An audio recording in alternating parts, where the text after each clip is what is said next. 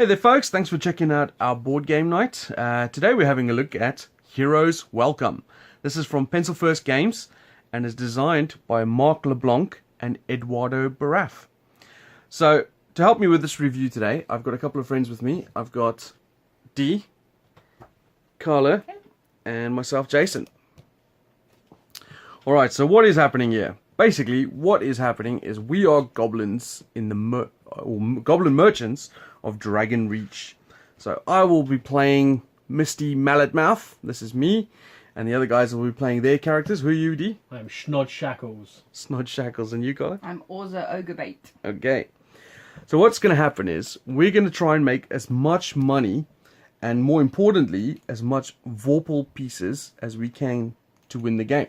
And to do that, we need to, when the heroes come into town, we need to buy their loot, crush it down, and take the components that we get from that, and make new weapons for the denizens of the dungeons, to then sell it back to them so that they can give us Vorpal points and coins, that we can then buy more loot from them, and make better weapons for the bigger monsters, and so on. We go back and forth, buying from them, selling to them, and keep going forth until we run out of customers to sell to, and become the wealthiest goblin in town. So it's an interesting theme where we're basically just merchants trying to rip off everyone. Trying to regurgitate. Yeah. So this is Dragon Reach, and this is where some of the shops are. We can drag the heroes around to the shops, buying their loot, taking their money off by doing like selling them food and potions and whatnot. We can build new shops or upgrade existing shops to do better things. We can visit guilds, so we can go over there, for example, we can visit the Goldsmith Guild to get more money, the Blacksmith Guild, Thieves Guild, the Artisans Guild, the Merchants Guild, or the Minstrels Guild. Or the Builders Guild, which you completely skipped over. Oh yeah, the Builders Guild. So basically what we're going to do, on our back of we have these little cheats each, and on our turn we can do one of these things. So we can run a shop where we drag and obviously you'll see this during the gameplay turn better, but we can drag one of these heroes off to the shop and then do what the shop says. So for example, this one, we can select one hero and spend 1 coin to buy one of their brown armor or weapon items. So for example, here you got the Vorpal Scissors, which breaks down into Orc Steel. Or we can visit a guild, which is any one of these guilds here, and do what the guild says. Whenever you visit either a shop or a guild, you then close the guild for the day, or the shop, and then basically it means that another player can't go there because we've done a shift already, and they can drag the heroes off somewhere else. The other thing we can do is craft for a customer. So once we've got enough items together, or weapons, or loot, we can then go to one of these guys. So for example, this Demon Imp, he wants to buy a shiv. So he requires 1 shard piece and then 1 of anything else in his shiv, and then he will give us 3 Vorpal points and 4 coins. All the purple tokens are Vorpal points. I'm just going to call them VPs for short. Hey, see what I did there?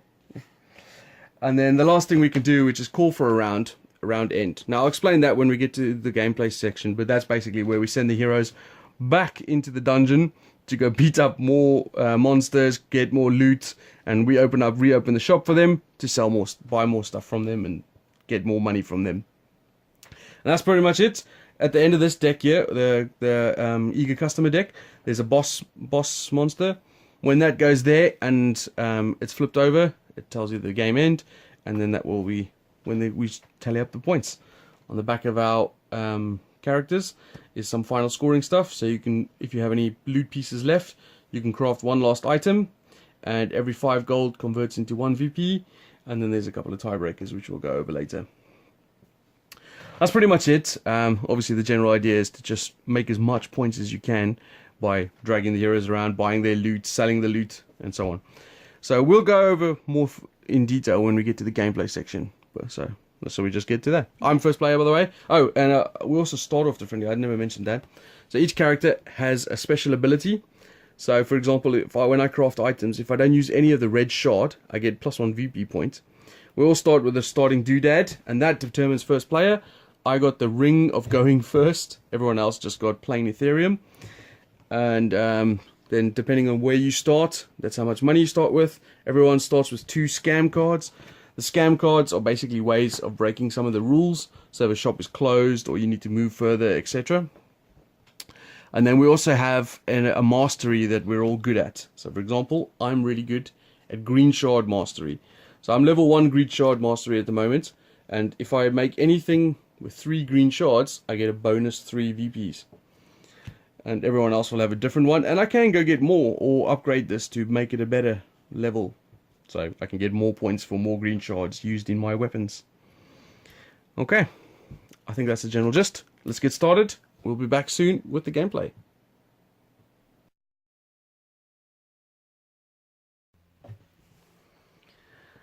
Okay, so you join us for the gameplay section of the video, and we've had a couple of rounds already, and you can see how the village is expanded like this. So we've got a few new buildings added over there, cleared a few forests to add those in. The heroes have been leveling up like crazy, especially Knives. He's level 4 already. And Moonbeam is level 3, and Olaf is still level 1.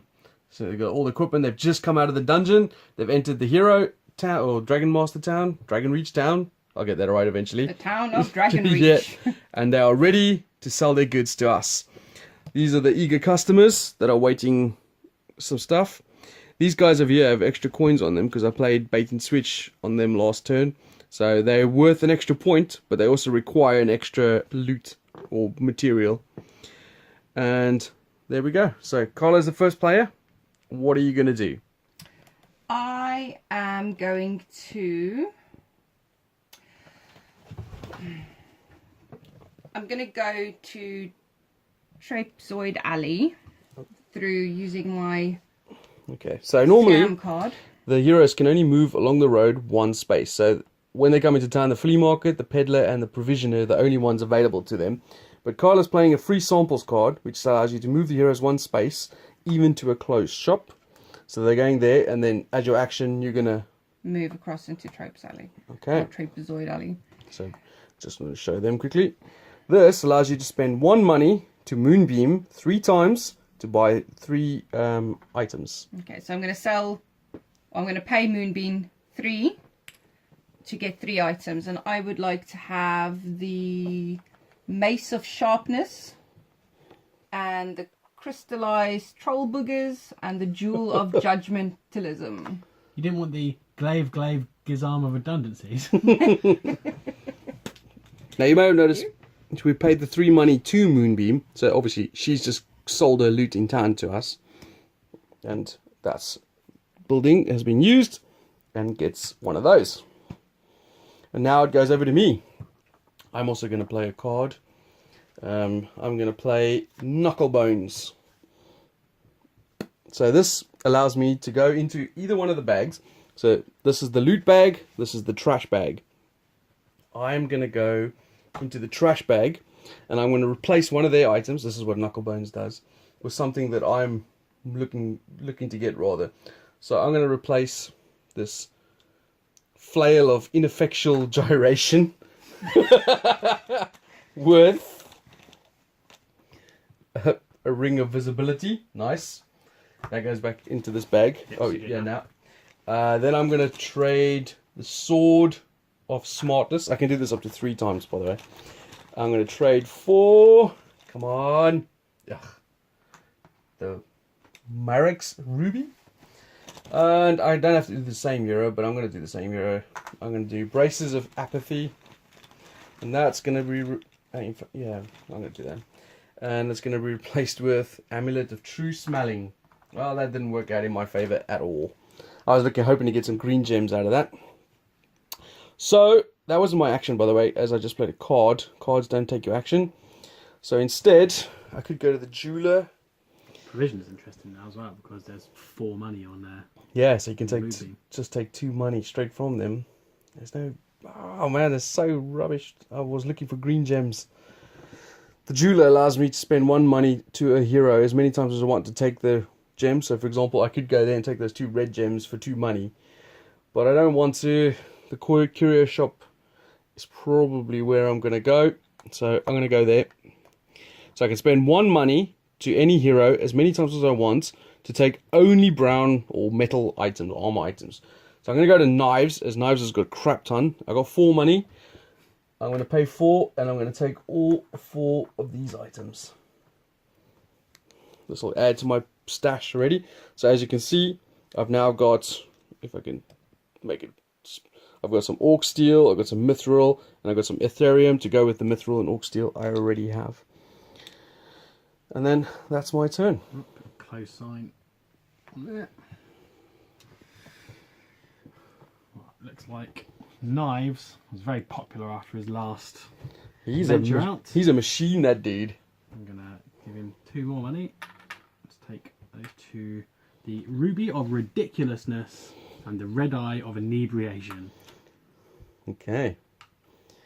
And then that, of course, gets a close sign. And then it goes over to Carlo again. I'm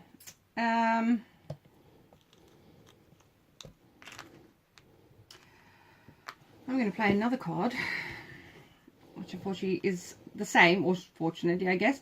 Free sample again, so I can move my character again, including to a place with a closed sign. So normally I wouldn't be able to move at all, but I can move. Well, so you could also move with a Minstrel's Guild. that is true, but you have to pay for it. Yes, so. you have to ditch a loot. So I'm going to move past the Curio Shop and go visit the, the peddler. I'm going to pay the peddler. He's going to go have a chat with Olaf. Okay. I'm going to pay Olaf 1 to get the, what's that, amulet of true smelling. Yes. There you go. That's going to have ethereum and when it's crushed in. They're all the same. All the red rubies become red crystals. The green rubies become green crystals. The little mage, shards. The mage items will become ethereum. The weapons break down into orc steel, and the armor breaks down into mithril. All right, so that gets a close sign. Now I have plenty more options. This card has brought me right into the middle.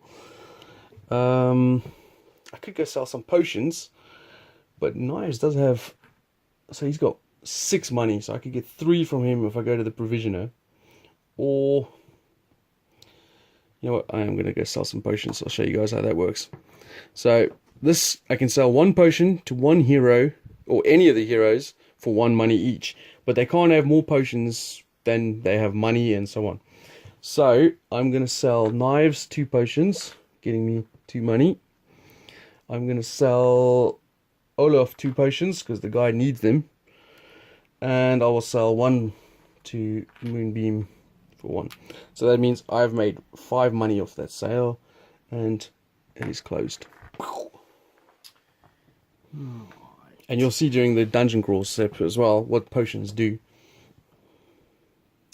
I will go to the Thieves Guild, I think. Okay. So I think we're going to do the top version. The black market.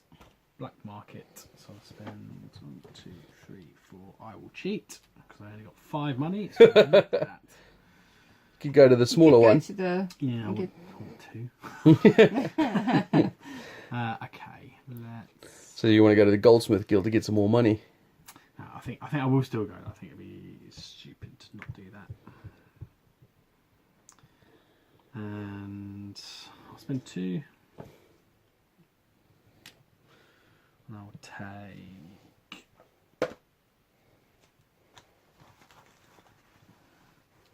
a longbow of friendly fire to go with my breastplate of overconfidence. And that fills up immediately. And then it goes over to you again, Carla.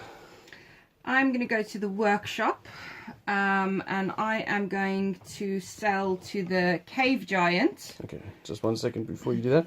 So the workshop is over here. This is the only building that doesn't get a close sign when you go there. You can craft an item once per round to someone. So as Carla's just said, she's going to craft this cave giant a club. So she'll read out what her club will do in a minute. But once she does, she requires 2 metal items and then 3 of anything else. And she'll get 5 VPs and 3 gold. So what are you making? Okay, so I am making a fine, shiny club. Because I'm using my crafting versatility mastery to be able to do that. Unfortunately, because I have to use orc steel, I don't meet Orza's little requirement, but it does mean that I've got 3 different pieces of metal, so I get +2 Vorpal pieces. Okay.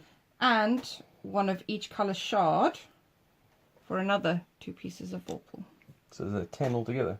9. Because I don't get the Orc Steel. There you go. So you get 9 VPs or Vorpal points and 3 coins. And then finally, one of these well-armed citizens or denizens goes to the dungeon. Which one you're going to send? That's effectively the giant going back into the with This one. these club. So it goes over there, and that'll be sorted in a minute. Tamati, I wanted to go to that spot. I was hoping you'd take the more expensive one. I don't have the money. Nobody you. Yeah, I've only got 5 as well. That's nice, isn't it? Yeah. Okay, I think I'm going to go to this Emporium over here. So this is an upgraded Emporium. It allows you to sell 2 items, or buy 2 items rather, sell. Which I will do to Olaf. I'll spend 2 money to Olaf, and I will take both his Malik's Ruby and Ring of Visibility. So Olaf didn't come out too badly. He's going to go into the next dungeon with 2 money in his pocket and 2 potions. And then that gets a close sign. And over to you. I will. So just to reiterate from the beginning of the overview, you can run a shop, visit a guild, craft for a customer, which we all showed you so far, and the only other thing you can do is call for round end. I'm going to go to the Merchants Guild. Now Hey. pick 2 new scam cards. Which can be useful. Cool. Carla? Right. I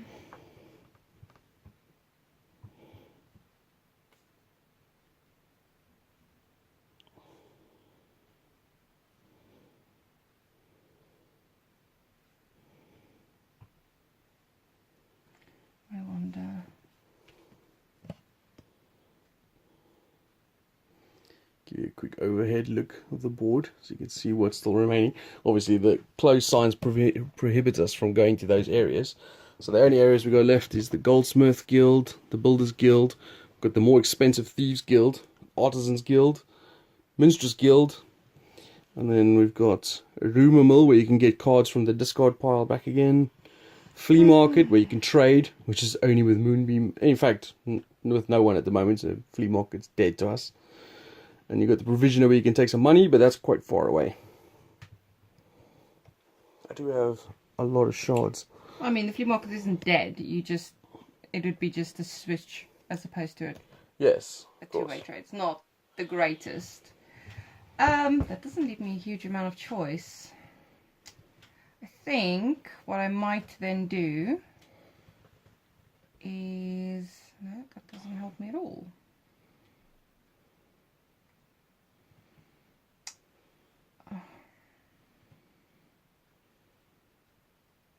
I guess I'm going to go to the Artisans Guild. Which is how you like the Down Artisans here. Guild. So Yeah. upgrading one of yours? Well, I'm a little sorry that I wasn't planning on doing that now, but now I think I'm going to upgrade my crafting versatility. Okay, so to level 2 now. Oh, no, level 3. No, it's level only 2. Oh, It's just- I see. I'm going to go to the workshop. And I'm going to buy... Did I do the werewolf? No, you're going to make... I'm going to make... Yes, of course. I'm looking at these 2 at the moment. I could do just straight points. No, I'm going to do the werewolf. So I'm going to make a collar for the werewolf. So it requires at least 1 mineral or metal item, which I'm going to do there. And then 3 of anything else. Let's go with those 2 and this one. Actually, I'm going to go with this one. So I've got all the items I needed for that. So I get 5 points and 2 money. So there's my 2 money. And then the 5 points I get there. But I also get +1 point because I didn't use any red shards. But I don't get any bonus points for my mastery because I didn't use any green shards. So I just get straight 6 points. So it's a Misty's collar. Yes. So it's Misty's collar. That's it. And then this goes into my tableau, and one of these goes into there. Did we do? Yeah. 3 plus. Just checking if we. I don't know if I forgot put one of the well-armed enemies in there. Is it my turn? It is. I think there's only been 2 transactions so far. So there should only be 2 tokens. Cool. Then I didn't miss it. I understand there is some free samples somewhere. I'll go over here. Okay. Is he gonna go get a back rub? He's going to go in there. Get some kind of favour. Cool. So I'll take half of those 2. So just change that. Close that up. Yep. Okay. I am going to go to the goldsmith and I'm going to trade. So normally I would just gain 2 gold pieces, or 2 coins, shall we say. But I'm going to trade one of my Vorpal, my VPs, to make it 5 instead. So An additional 5. Yeah, so you get So 7. always gain 2, and then you can pay 1 Vorpal piece to get an additional 5. That's what that one is over there. And that gets a close sign. Stick one of yours on there. So, what do we have left? Builders Guild, Thieves Guild, Minstrels Artisan Guild. Minstrels Guild, Workshop. I'm going to go to the this thing. Artisans Guild. Yes, thank you. You already saw it. I was really hoping that I could go there before you, just to stop you from getting it. So there's a second one. Yeah, but you already got it. So I went Stop there you from getting this to time. get another mastery. So now the reason why I did that was when I was making that other piece for the collar for the werewolf, I had 3 mithril, and then I was that's why I changed my mind. I kept the mithril and spent on the others, because then I thought I could go get this, which will get me a bonus when I craft something with extra mithril. Me? Yep. I will make something for the skeleton mercenary. He wants a sword. I would give him... Remember, he requires 4 items, yeah? I'll give him Schnod's flaming sword. Schnod's flaming sword. So I'm not using a green shard. I'm using 4 red shards. So because of my red shard mastery, it makes it flaming. And it's a sword. So give me 1 coin back, because you get 9 coins for that. Oosh. And then, of course, you get 2 victory points, plus this bonus 1. But then plus your bonuses. 3, 4... I get 9 points. Wow, 9. that's a lovely big total. Just change. Just put everything back there. 10. Okay. So there you go, that. Cool. And then you choose one of these suckers to go into the dungeon. This douche. Okay. And then they go to the trash. That's good. So obviously the masteries get you the most bonuses. That's why you try and get as much masteries and loot that you can that fits with yours. Alrighty, Carla? I think I am going to call. It's going to be the end. I was hoping to get one more to go. Alright, Oh, so you can get one I know, more go. but then I can't do what I want to. Okay, so to explain the round end, Carla's calling round end. So that means we'll basically end the shopping phase and tell the heroes to go back into the dungeon. And I'm not even pointing at the board. Sorry about that. So if we call round end, we'll close all the shops and the heroes go back to the dungeon to go get some more loot. As the next player in turn order, I could offer Carla a bribe by giving her one of my loot tokens to keep the turn sequence going open. So effectively what that means for that turn is she just gets a loot token from someone as her action. But if I do that, for example, I want to go make this bracer for this Ghoul Reaver, which requires 1 red shard or green shard and 3 of anything else. I've only got just enough for that. So if I do that... You have the exact amount to create any of those 3 weapons for those people. Exactly, yeah. Which means I wouldn't be able to do that, and that would require me not doing my turn anyway. So I just agree, yes, let's send the heroes back, or I'd bribe her. I'm not going to bribe her, so I agree, and then it goes to D. I imagine you're going to do the same? For the sake of the fact that Jason could do something really well on his turn, I will not bribe Carla. Okay. So that goes to the next phase of the game. So what that means is, I'm just going to see if I can get as close as I can to the board so you can see. So the heroes go back into the dungeon. The person who ended the round, which was Carla, gets to discard 2 items from the black market. Which will be that one. Actually, them in there. Those. And then they get to refill immediately. So just draw 2 out of there. She also gets a scam card for ending the round. And then the heroes move into the fighting phase, which is kill enemies and level up. So the way that works is these armed enemies that we've sent back into the dungeon with our newly acquired loot flip over into XP for them. So Olaf killed that guy and leveled up. Olaf leveled up again. And Moonbeam leveled up. Then we add the potions to temporarily boost their levels. So if they can afford it, which they can. And then, as you can see, it says collect loot 1 level per hero level. So in this situation, Olaf is level 5. He will get 5 new loot. 1, 2, 3, 4. 5 loot for Olaf. Alright. And Moonbeam will get 5 as well, in addition to this one that she kept over from last round. So she'll have 6 for the next round. 3, 4, 5. And Moonbeam knives is maxed out. Right, so he's just showing me that this bag, the loot bag, is empty. So what we do now is that becomes the trash bag. We go to the trash bag, and that becomes the new loot bag.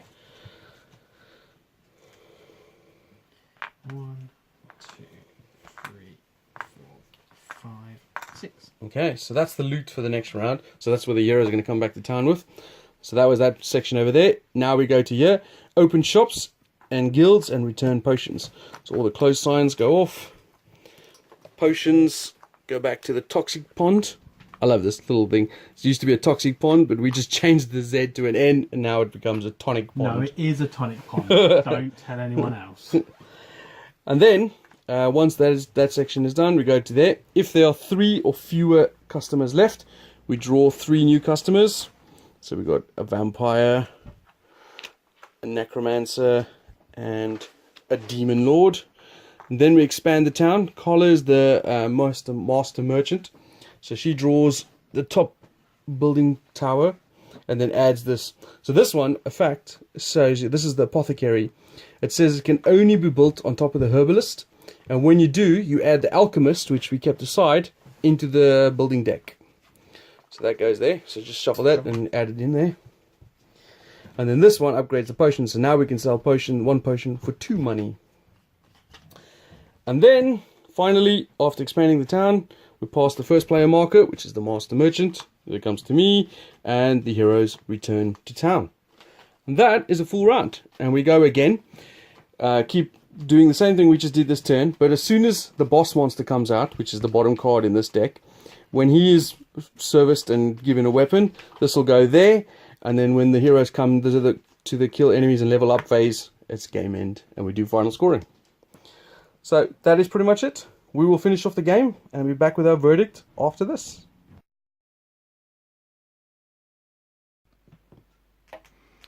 Okay, so this is the verdict. We've finished off the game and we've worked out the points.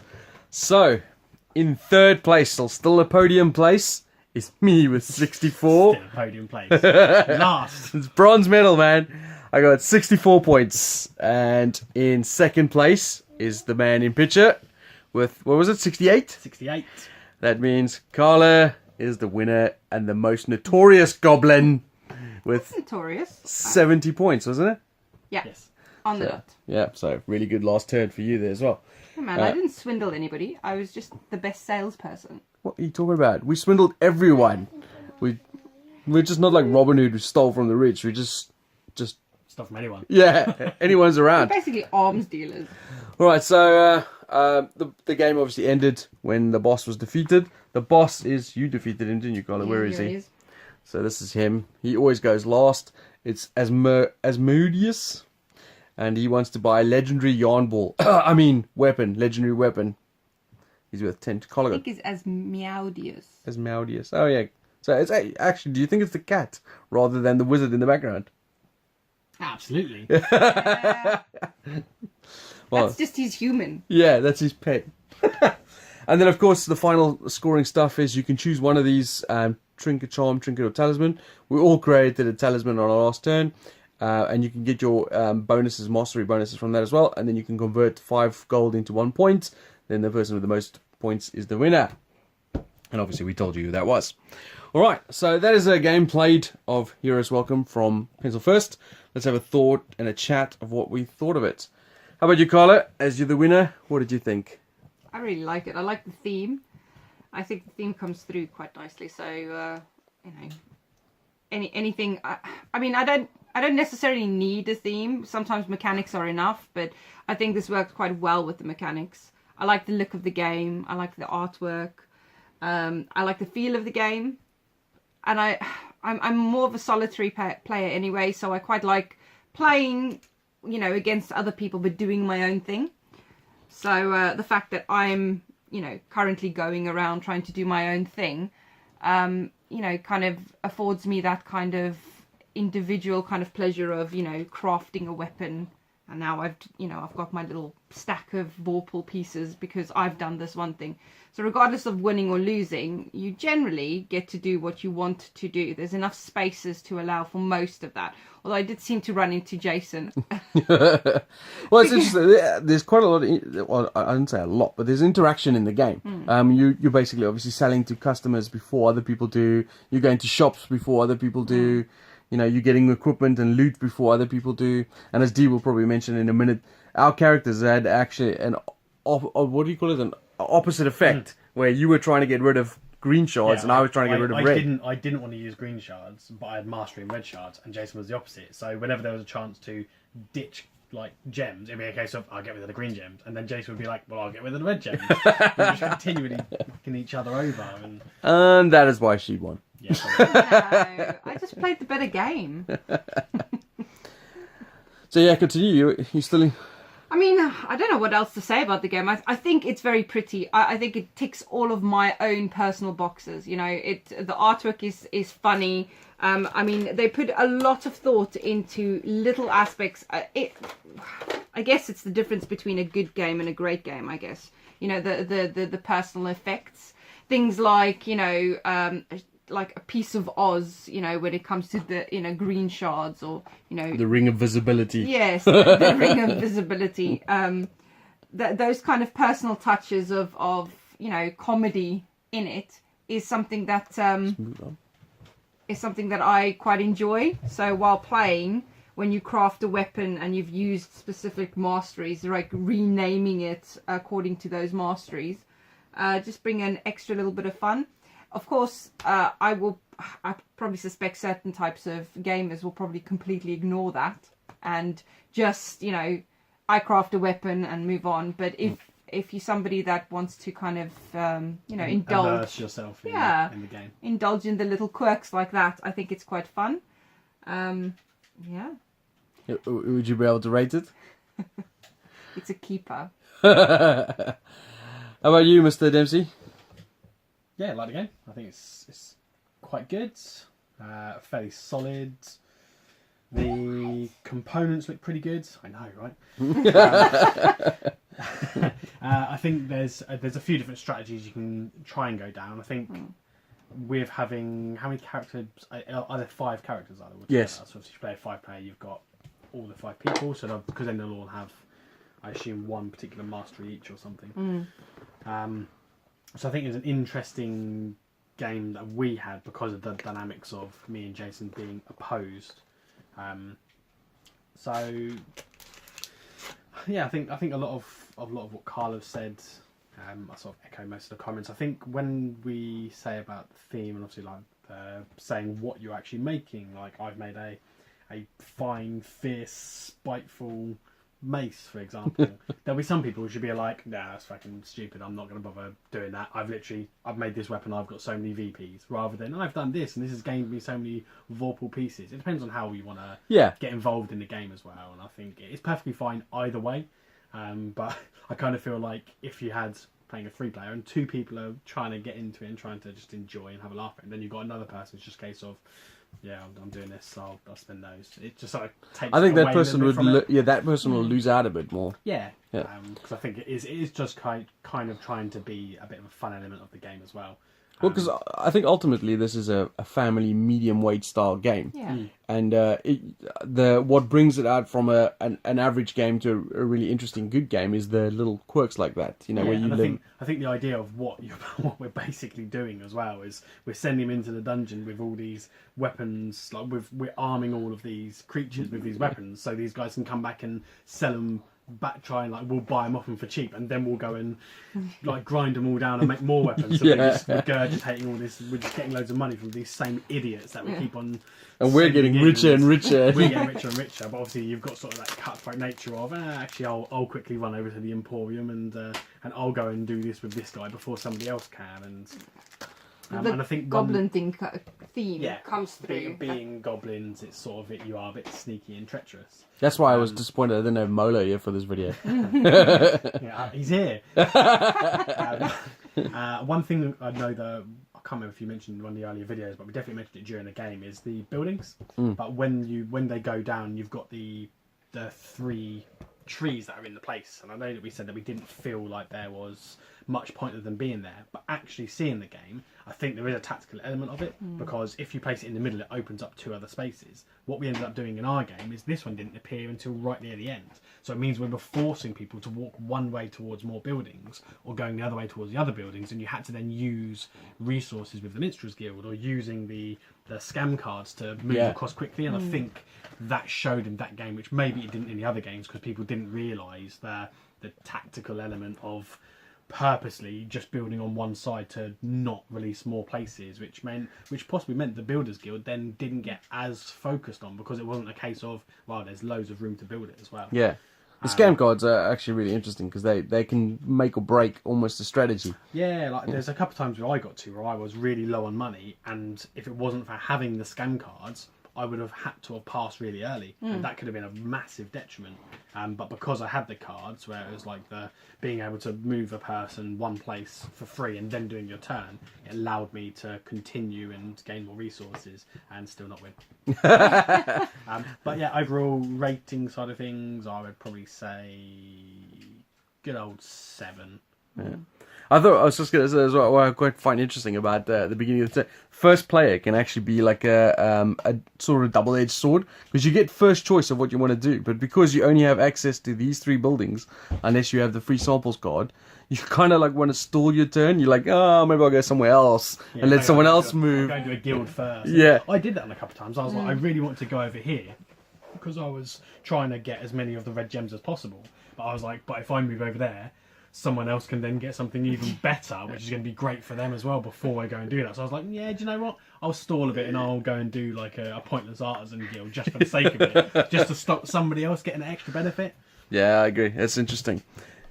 Yeah, from my perspective, I think theme-wise is probably my favourite thing about this game. I love the idea of the goblins basically scamming everyone, trying to make money off the humans by, giving them services and then taking their loot, grinding it down, and then sending the denizens out to refill the dungeon so that the heroes can go back in there, and you rinse and repeat that cycle. I love that, and I love the fact that little quirky things like we said about the weapons and stuff, and the fact that the Vorpal points, which is the thing that goblins love, actually VPs. It doesn't mention anywhere in the book where it says you win by having the most VPs either. Yeah, it's all just Vorpal points. It's adamant, isn't it? Yeah, Vorpal pieces. Oh, annoyingly, it actually does say it once on here.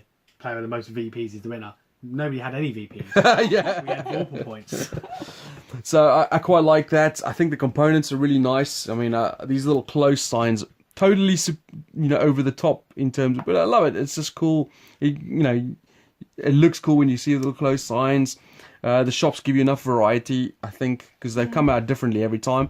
So there's, even though the shops do generally the same thing, it's spend money on heroes to get X amount of stuff. There's still enough variety in it to get a decent amount of stuff. Game-changing things.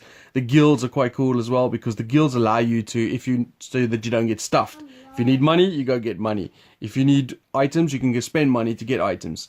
And if you want to upgrade your skills, you can do that. If you want to get scam cards, you can do that. So that's really cool. I think that there's obviously more positive. I think the interaction is good. I think the theme is great. I think the components are good. If I had to... sorry, I was just going to say, I love the fact that essentially the, what do you call it, the reset is essentially the heroes going back into the dungeon. Yeah, it's the refresh phase of the refresh phase. That's really cool, and it's all on the board, so it's easy to follow. Like I said, you haven't got to refer to the rulebook or refer to a player aid to understand what happens at the end. It's all there. And you've got essentially a cheat sheet that gives you all of the information you need in terms of rounds and what everything means. And then you've got your character sheet, which tells you exactly what you need there. And then final scoring, which is always the thing for me. Yeah. I get halfway through the game and I'm starting to plan for final scoring. And then I have to ask Jason or somebody to go, well, what are the things that you need for final scoring? Because at that point you're starting to think about it. Then the rule book has to come out again. So it's nice. This game I kind of feel like you don't, once you know how to play the game, there's no rules queries. Yeah. No. Because you've got everything in front of you if you need to. And that's why I think it's such a good, like, sort of light, middle, family weight game. I mean, we've not actually played this with our kids yet, but I think definitely our oldest will definitely be able to play this. And I think our youngest will be able to play it, but he might not get the strategy of it. But if I had to pick some flaws in the game... Oh, I've got one. I'll let you go first. I think one of the flaws, is that the people that come out, the variety of the people that come out is quite low in terms of there's 15 cards. They will always be the same 15 cards. Now, I'll get to a little Kickstarter expansion in a minute, but you always have the same 15. I feel like even though this is cool, this is a minor thing when it's on the area. It blocks. Yeah, it blocks stuff, and it's quite cumbersome. Another minor thing, which I first thought was a really cool thing, but now it's like you got these two bags. One's the trash bag, one's the loot bag. Then when I see a little thread coming loose there. When you've emptied one bag, then the other bag becomes the loot bag. So this trash bag is now full, it becomes the loot bag, and then this is now the trash bag, and it keeps going back and forth. It can be quite easy to forget that, halfway through you're like, I can't remember which one was the trash bag. Especially when both of them were quite light at one stage, because there's a lot of stuff on the table and on our player boards as well. It's just a case of, I think that one was the trash bag. I'm pretty sure it was. Yeah. So have we finished it yet? And it doesn't make a massive difference, I don't think, because there's an equal amount. You could easily, I know obviously some people might think it's a pain in the arse, but you could easily just say, the brown is always a trash bag, and then whenever you fill it, just empty one bag into the other. Yeah, exactly. That just solves that issue if people found that was a concern. I was going to say the same thing. No, yeah. I mean, it says that you'd have to swap them over, but can I say my one negative? What's that? It really annoys me. What is it? Tiebreaker. Oh. So let me read you the tiebreaker. So at the end of the game, obviously most VPs wins. In the case of a tie, the most total gold and materials left in the inventory is a tiebreaker. If the game is still a tied, the owner of the game picks the winners. Like, come on. It's just annoying. And I wasn't in the game, but I understand that Jason did play a game where he was tied for first with someone else, and the other person was quite annoyed when Jason went, well, I guess I win then. It's just stupid. I appreciate that obviously it is supposed to be real tongue-in-cheek about it, and if it is supposed to be a family weight game, then maybe it's not going to become that much of an issue. But if you're playing with like people that actually play competitively in games, that's really annoying. I'd prefer if they just basically said everybody wins or no one wins, rather than the person who owns the game. What happens if you get it from a games library? Got to go find the guy who owns the games library, and who chooses who wins based on not knowing who you are. No, it's stupid. That's my only negative though. So if that's the only negative I can find, it's generally a good game. Yeah, it's generally nitpicky. I mean, I think for the sake of being fair, because this is a review of the game, it's not, it's not an overview, it's a review. So for the sake of being completely transparent and, fair, those are negatives. It is that there is a fact, that these little standees with any game is a bit of a thing. Of course, Jason would like to, replace the big standee for the heroes with actual miniatures. But, little diorama miniature thing. No, but I mean, we're literally stretching to find, flaws. I mean, it's not necessary. The game is super fun. I think it's the theme makes the game, and if you want to play and have a laugh and just have some fun, and then have a little bit of strategy to go with that, this game has that in spades. And then I would just want to mention as well, this came obviously with the game, and it's called the Kickbacks expansion. I'll get it out eventually. It's not a Kickstarter exclusive, but it came with my copy, obviously, and it adds a little bit more variety to the game. So I was saying earlier whether the things that'll bug me, but it does come with an extra few denizens that you can shuffle into the deck. It also comes with a couple of kickback things, which adds a little rule to the game. Some new tokens that you can put in that swaps out some of the hero tokens. So these ones just give you money and then they get ditched so that you don't get leveled up over there. So that's interesting. You've got some new starter tiles as well, so that you can randomize the starter build.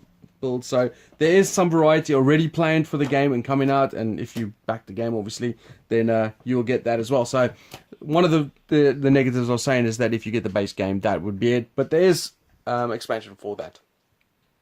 So overall, I think this is a really solid game. I've played it about 4 times now, and I've really enjoyed it every time. The games are pretty close in general in points, but everyone who plays it has a laugh because it's the tongue-in-cheek nature of it. The goblins, the artwork's really nice. I know Molo is going to be desperate to play this when he sees this.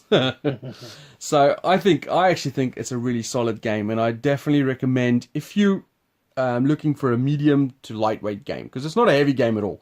It's really simple to play.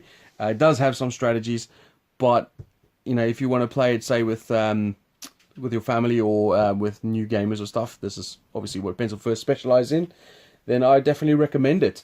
And I mean, I'm gonna keep this. I think it's a great game, and I will give it a 7.5 out of 10. I think it's really solid. You guys? I think all of us are considered more than just medium weight gamers in terms of how many games we play. Too many dinners makes me a heavyweight gamer.